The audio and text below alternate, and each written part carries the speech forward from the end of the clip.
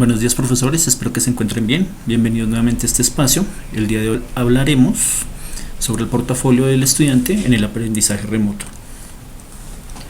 Como objetivo general, para esta presentación tenemos apropiar el portafolio del estudiante como herramienta para el desarrollo de estrategias metacognitivas por medio de la selección y valoración que hacen los niños y las niñas de las evidencias de su trabajo escolar.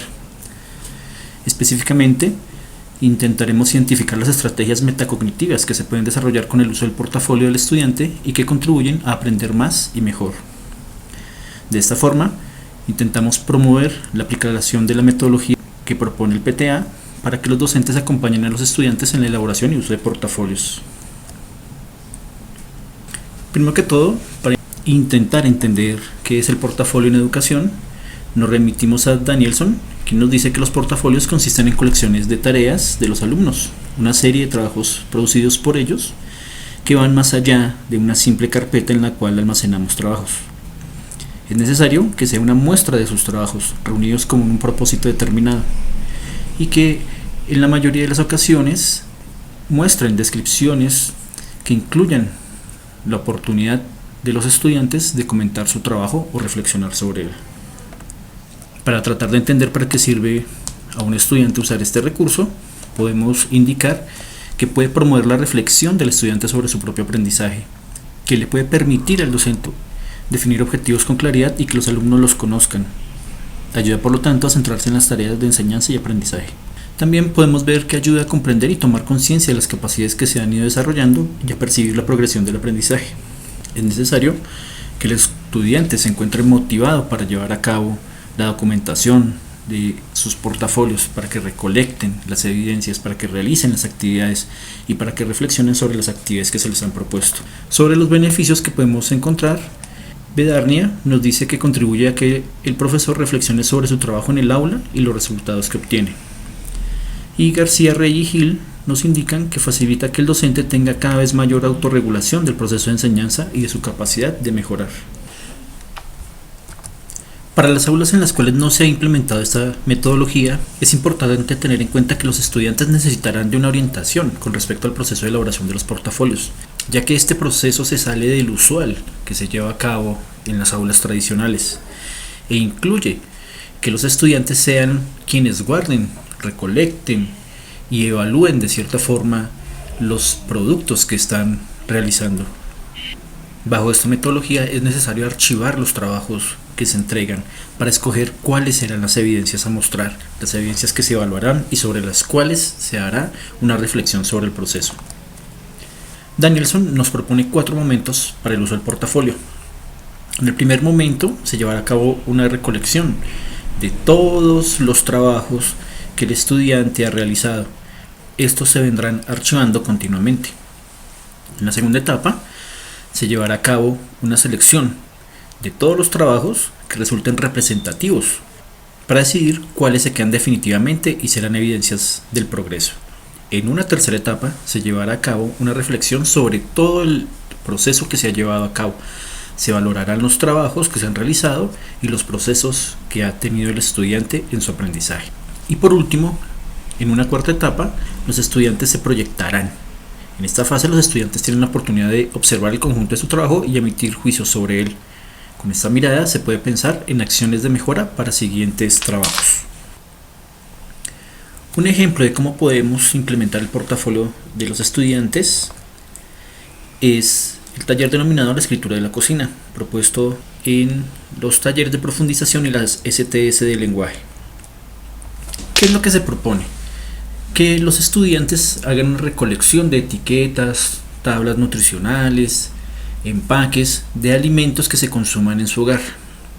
Estos empaques y etiquetas de productos de cocina van a ser utilizados desde el área de lenguaje y posiblemente desde otras áreas para promover procesos de lectura y análisis de situaciones diferentes a las vividas en el aula. Para los estudiantes que se están iniciando en el proceso de lectura, se puede proponer desde el área del lenguaje que se hagan lecturas de imágenes, iconos, símbolos, emociones y logotipos, que se hagan descripciones orales y búsqueda de mensajes visuales, que busquen, subrayen letras, sílabas y palabras conocidas, que representen las recetas con dibujos, que dibujen alimentos y elementos de la cocina con sus nombres e identifiquen letras, sílabas o palabras conocidas. Desde ciencias podríamos hablar sobre los alimentos saludables y no saludables, hablar sobre la importancia de la alimentación.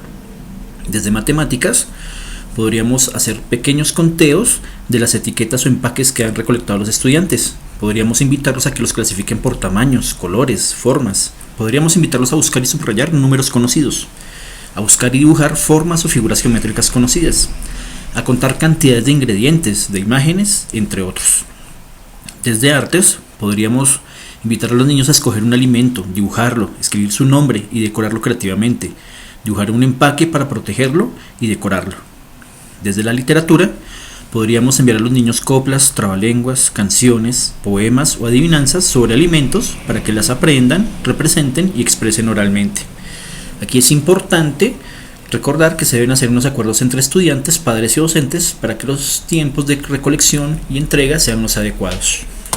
Para aquellos niños que ya han avanzado en el proceso de lectura, podemos invitarlos a que recolecten las recetas, a coleccionar tablas nutricionales de distintos productos y a dialogar con la familia sobre los alimentos más nutritivos.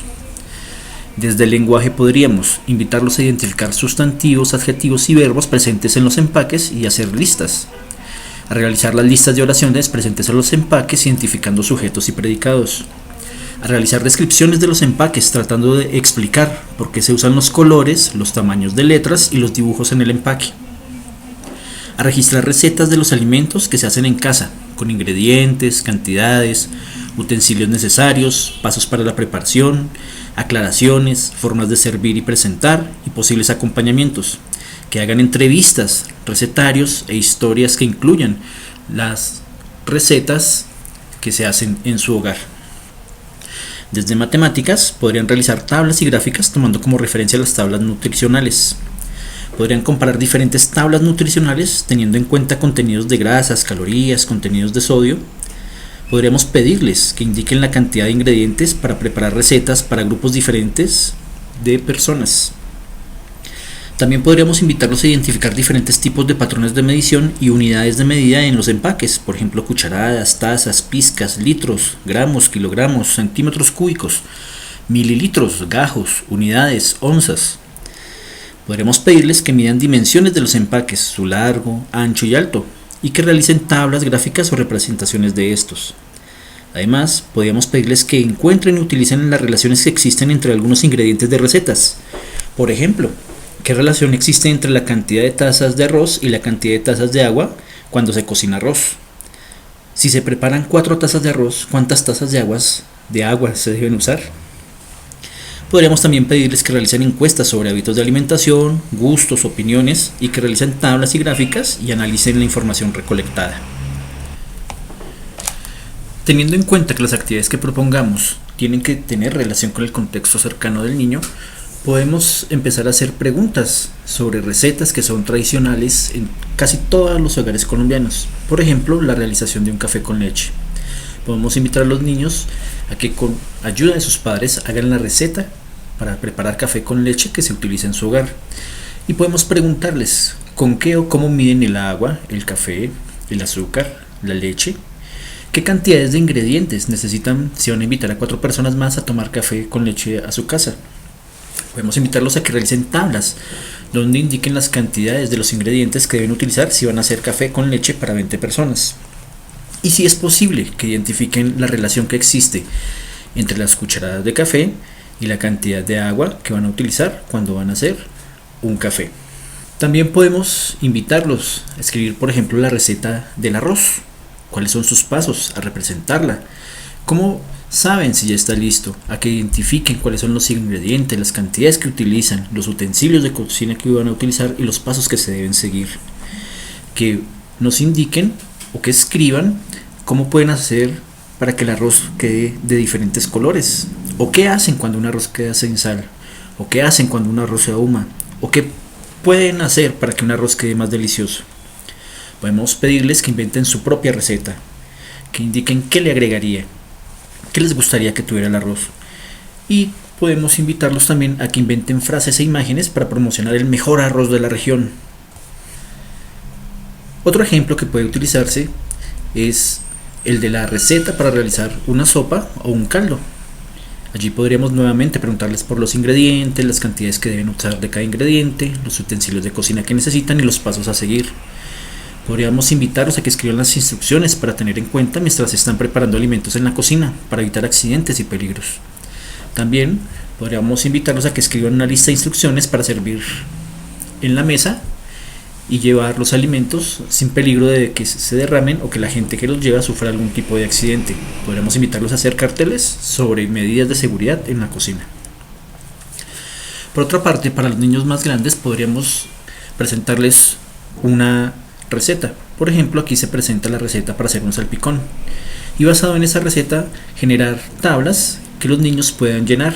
En este caso tenemos una tabla en la cual se presentan los ingredientes para 8 personas y hay que llenar las tablas pensando en que tenemos 16 personas, 24 personas, 32 personas, 40 personas, 48 personas, 56 personas, 64 personas y 72 personas. Mediante esta tabla podemos promover diferentes tipos de representación. Así como resultan importantes las actividades que se proponen a los estudiantes y que quedan consignadas en las guías que enviamos, también resulta importante que tengamos una estructura en el portafolio, la cual nos permita que los estudiantes lleven a cabo un proceso continuo de reflexión sobre lo que están realizando y de control de sus aprendizajes y progresos. Es así como se propone una primera hoja que sea de presentación, en la cual el estudiante pueda realizar un dibujo y decorarlo de forma muy creativa, y en la cual puede escribir todos sus datos. En otra hoja debe quedar consignado el objetivo del proyecto que se le presenta a los estudiantes, en este caso el de escritura en la cocina, y una tabla en la cual estén presentes las actividades que se desarrollarán durante el proyecto y las fechas pactadas. Es importante que estas fechas se tengan en cuenta para llevar un registro adecuado de los progresos que va realizando el estudiante y que de la misma forma éste vaya organizando su tiempo. En una siguiente hoja podemos invitar al estudiante a que escriba qué sabe del tema, para qué cree que le sirve el aprendizaje que va a tener, teniendo en cuenta el objetivo, las actividades que va a desarrollar y lo que ha discutido previamente con su docente. También es importante que el niño exprese lo que siente sobre sus capacidades para llevar a cabo la tarea, que exprese sus dificultades y las habilidades que posee para llevar a cabo el desarrollo de todas las actividades propuestas. Por ello, se le pregunta qué tan capaz me siento y seré capaz de hacerlo.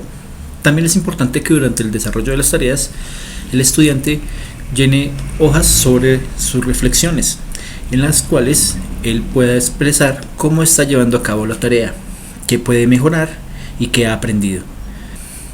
Es importante que estas hojas lleven un registro de la fecha. También, hacia el final del portafolio, es importante que el estudiante tenga una hoja en la cual pueda hacer su valoración, una autoevaluación. En estas hojas es importante que el estudiante pueda escribir si logró la meta que se esperaba que lograra, cómo hizo para desarrollar las tareas que se le propusieron en el portafolio y que asimismo se asigne unas valoraciones por medio de rúbricas. Y al final, en la etapa de proyección, es importante que el estudiante responda a las preguntas sobre qué aspectos puede mejorar y cómo puede utilizar el aprendizaje que ha adquirido durante el desarrollo del portafolio.